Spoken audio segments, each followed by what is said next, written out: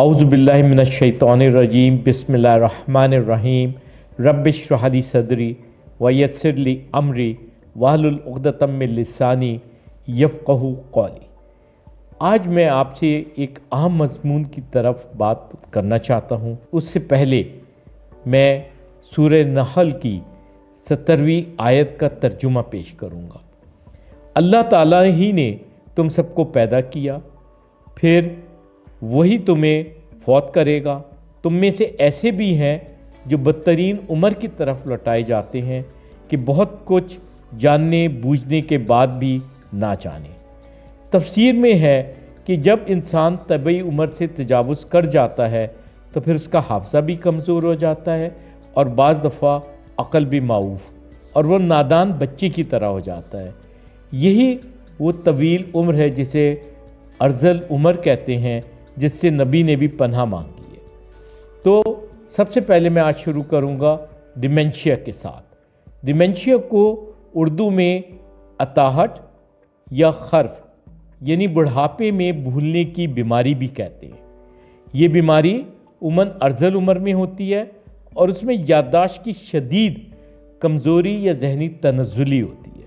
اس میں دماغ عموماً سکڑ جاتا ہے اور اس کی وجہ سے دماغ میں جو صاف سیال مادہ جس کو ہم سیریبرو اسپائنل فلوئڈ کہتے ہیں وہ بڑھ جاتا ہے۔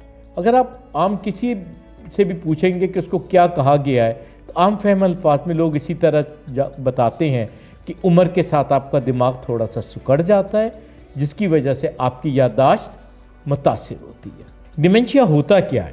ڈیمنشیا کوئی ایک بیماری نہیں ہے، بلکہ ڈیمنشیا ایک مجموعہ ہے بہت سی علامات کا، اور یہ علامات کس وجہ سے پیدا ہوتی ہیں؟ اس کی وجہ ایک بیماری نہیں بلکہ بہت سی بیماریاں ہیں۔ تو ہم ان سب پہ ایک ایک کر کے روشنی ڈالیں گے۔ سب سے پہلے ہم یہ دیکھتے ہیں کہ ڈیمنشیا میں کیا علامات ہوتی ہیں۔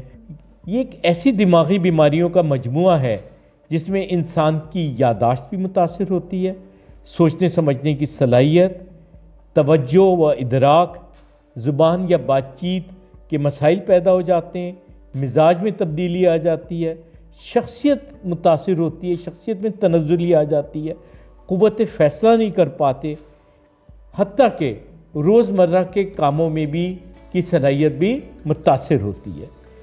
یہ ایک دم سے نہیں ہوتا، ان سب میں بتدریج زوال آتا ہے۔